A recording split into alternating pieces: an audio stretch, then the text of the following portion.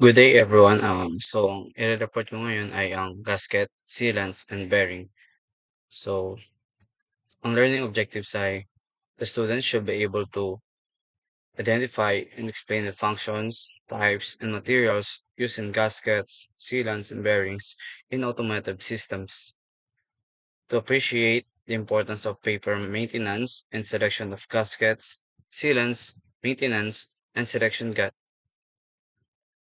maintenance and selection gaskets, sealants, and bearings in ensuring vehicle safety and performance.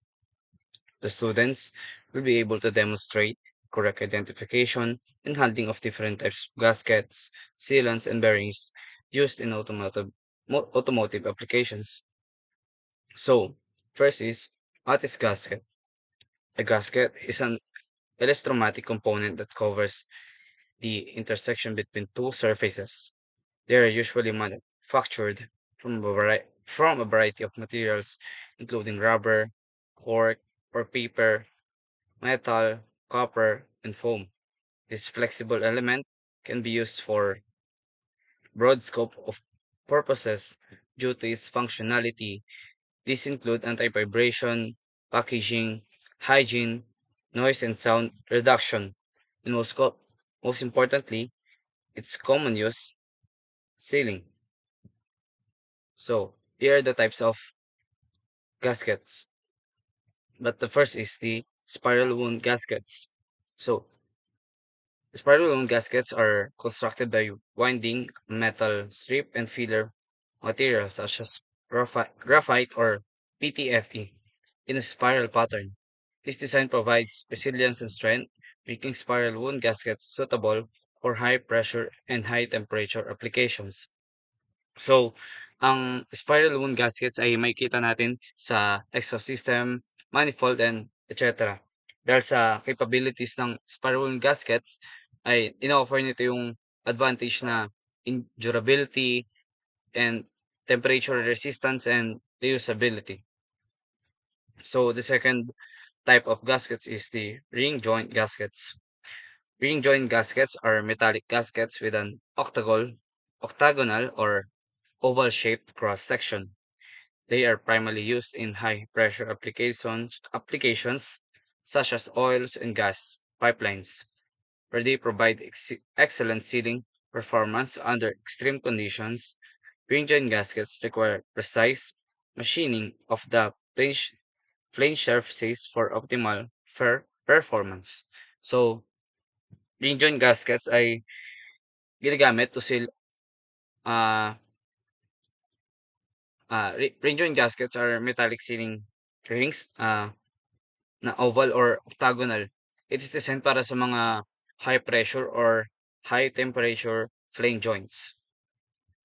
So next is the rubber gaskets. Rubber gaskets made from neoprene, silicone, or EPDM are known for their flexibility and resilience. They are widely used in industries such as automotive, aerospace, and HVAC systems. Rubber gaskets effectively seal against water, air, and other fluids, making them suitable for various applications. So, ang rubber gaskets are used to seal oil pans, valve covers, timing covers, um, coolant systems, um, sa doors and trunks and etc. So, mahalaga ito dahil ang mga rubber gaskets ay flexible at may ability sila to absorb vibrations. And the next one or the last types of gasket is the metal gaskets. Metal gaskets typically made from materials like stainless steel, copper, or aluminum. It offer exceptional durability and resistance to extreme temperature and pressures. They are commonly used in applications where other gaskets would fail, such as in chemical processing plants, power generation facilities, and aerospace equipment. So, ang metal gaskets naman ay makikita natin ito sa ating engine block ng isang sasakyan.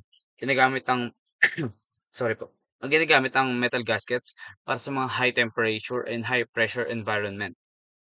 So, the next topic is the Sealants. So, ano nga ba ang sealants?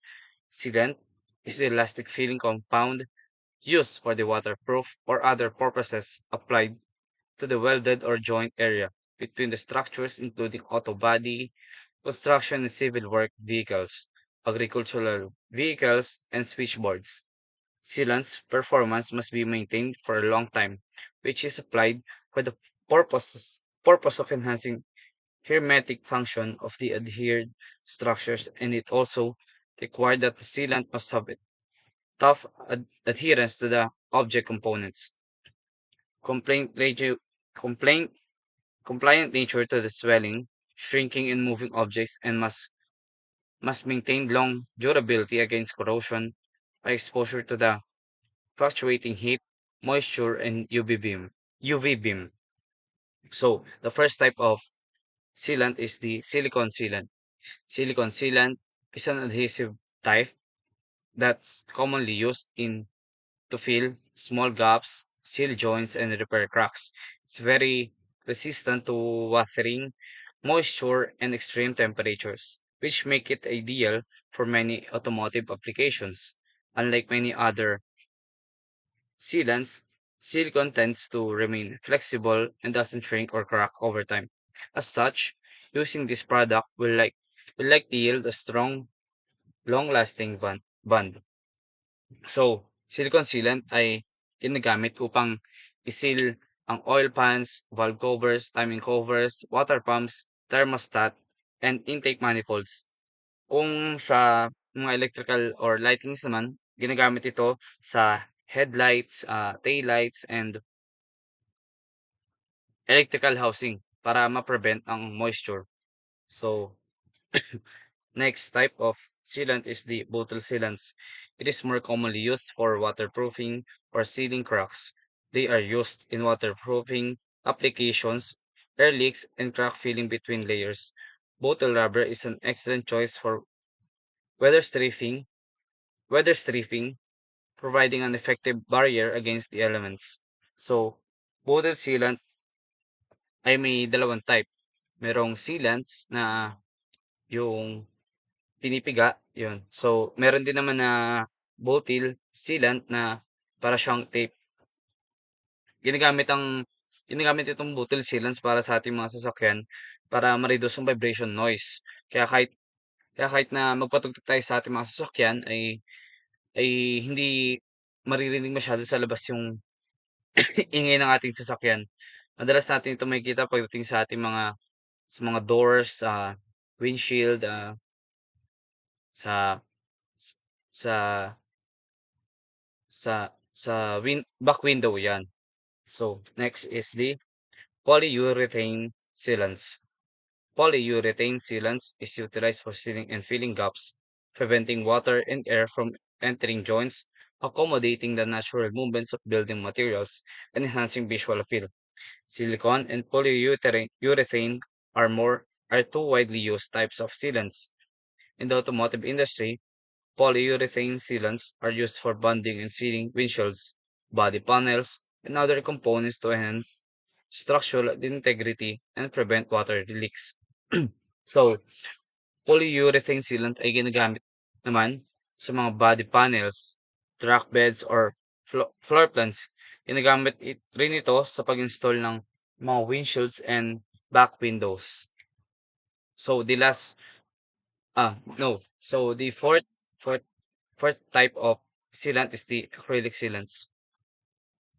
Acrylic sealant is a sealing material mainly obtained from water-based acrylic resins. It is not suitable for use in locations subject to direct water exposure, as it is a paintable material. Acrylic sealant is an ideal material for interior and exterior decorations. It cures after drying. It is an environmentally friendly material. It provides protection from dust and pests from various surface cavities. So, acrylic acrylic ay ginagamit naman ito sa mga interior panels, dashboards,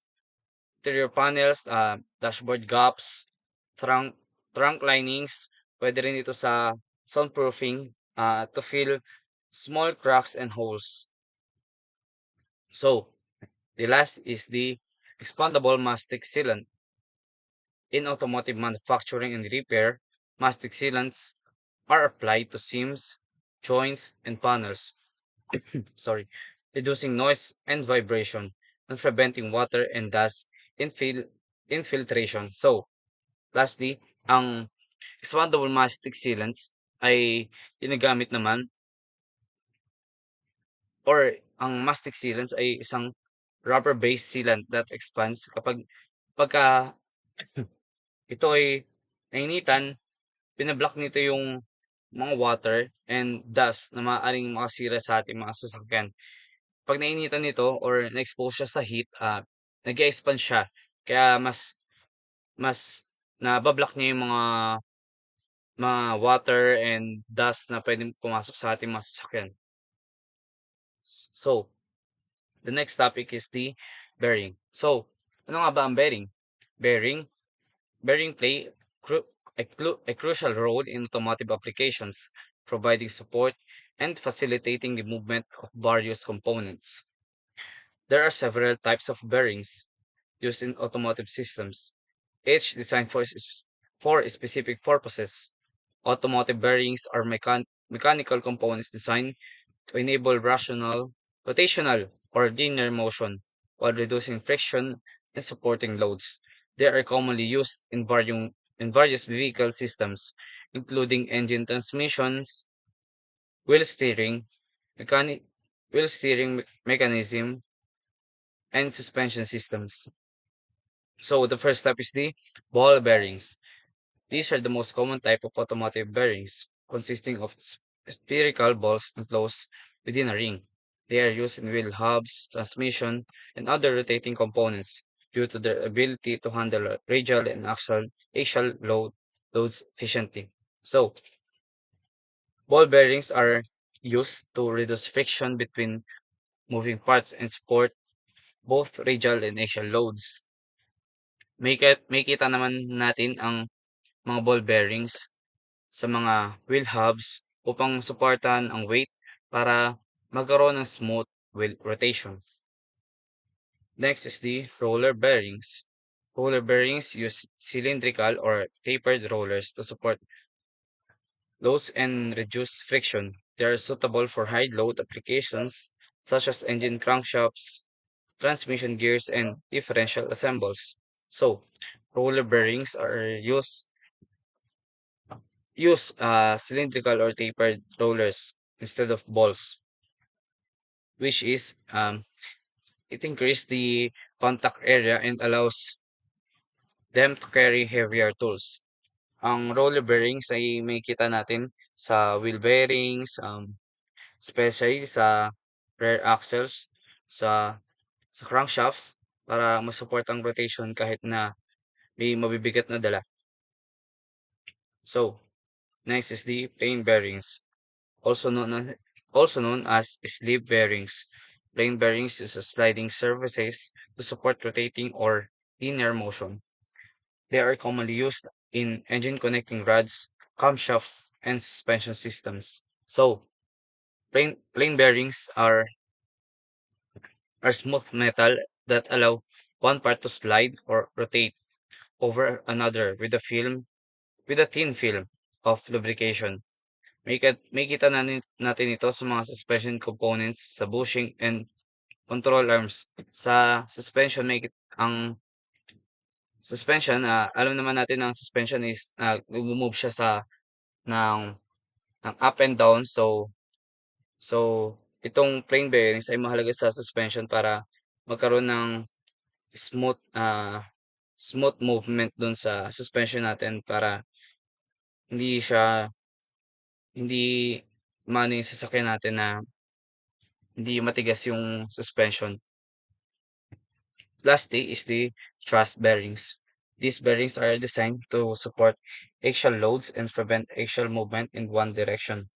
They're often used in transmissions, steering columns, and drivetrain components. So, thrust bearings are designed to support axial loads, allowing rotation while resisting forward or backward movement. Makikita naman natin ito sa mga clutch and transmission shafts. Yun na po. Sir, tapos na po. Sir, tapos na po. Sir, tapos na po.